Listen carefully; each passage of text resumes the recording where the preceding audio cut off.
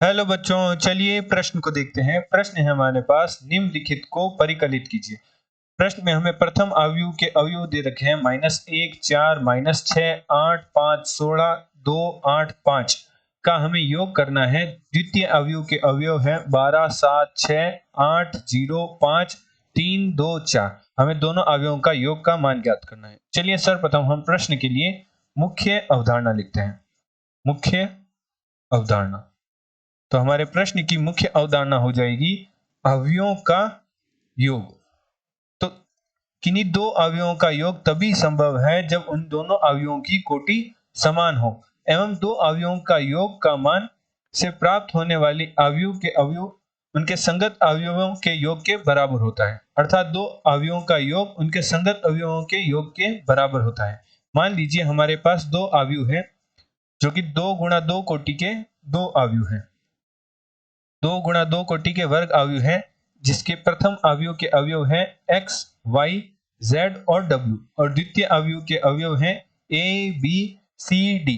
तो इनका योग तभी संभव होगा जब दोनों अवयव की कोटि समान है। तो दोनों अवयव की कोटि समान है तो हम योग कर सकते हैं और योग से प्राप्त होने वाली अवयव भी 2 गुणा 2 कोटि की होगी, जिसके अवयव का मान दोनों अवयवों के संगत अवयवों के योग के बराबर होगा। अर्थात हमारे पास प्राप्त अवयव के अवयव होंगे x plus A, y plus B, z plus C और w प्लस डी। तो इस प्रकार हम दो अवयवों का योग करते हैं।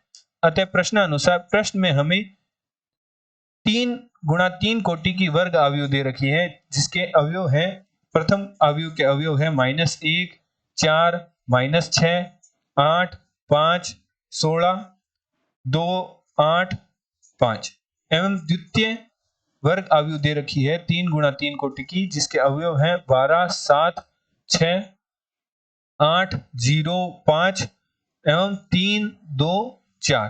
तो इनके योग से प्राप्त होने वाली अवयव जो हमारे पास होगी वह भी वर्ग अवयव होगी 3 गुणा 3 कोटि की और प्राप्त अवयव के अवयवों का मान दोनों अवयवों के संगत अवयवों के योग के बराबर होगा। तो हमारे पास प्राप्त होगा -1 plus 12, 4 plus 7, -6 plus 6, 8 plus 8, 5 plus 0, 16 plus 5, 2 plus 3, 8 plus 2 और हमारा लास्ट है 5 प्लस 4।